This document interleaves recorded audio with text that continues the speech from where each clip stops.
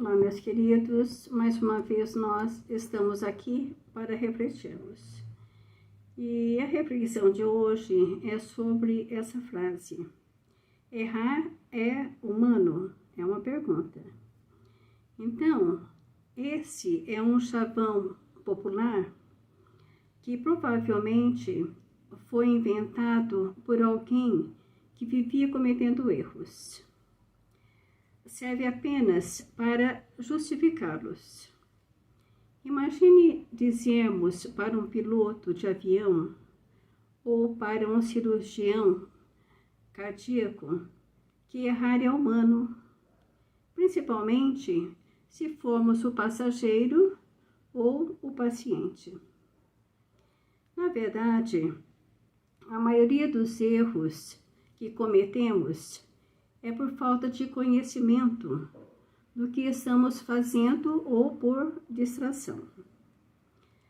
A outra parte é pela imprudência que nos leva a erro de cálculo. Numa organização, o incompetente com iniciativa será capaz de provocar muito mais estragos do que o competente sem iniciativa. Podemos cometer erros nas ações em que estamos desenvolvendo aprendizado, até porque quem não erra não aprende, e aquele que não comete erros nessa circunstância provavelmente não está fazendo nada. Portanto, é fundamental que tenhamos profundo conhecimento das ações e a máxima concentração nas tarefas. Chegar à perfeição é impossível nesse estágio evolutivo que nós estamos, mas quanto mais nos aperfeiçoarmos, mais próximo dela chegaremos. Que nós possamos refletir sobre isso, até para que a gente possa buscar conhecimentos em todos os sentidos da vida. Tem uma frase de Emmanuel, que ele nos diz que são duas asas que nos levam a Deus. Então, uma asa do conhecimento e a outra asa do amor.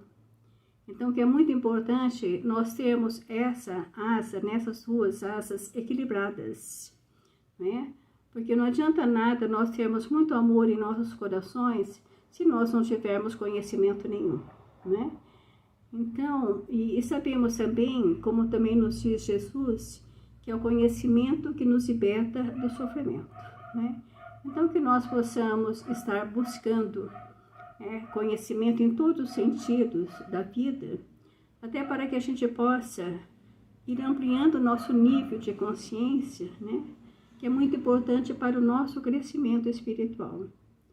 E assim nós vamos agradecendo, né, pela compreensão de vocês, né, pela atenção que vocês têm nos dado nesse vídeo, nesse estudo que estamos fazendo, nessas reflexões. Agradeço de coração cada um, né, um beijinho no coração de cada um e até a próxima, se Deus assim nos permitir. Fiquem com Deus, amo vocês. Até lá.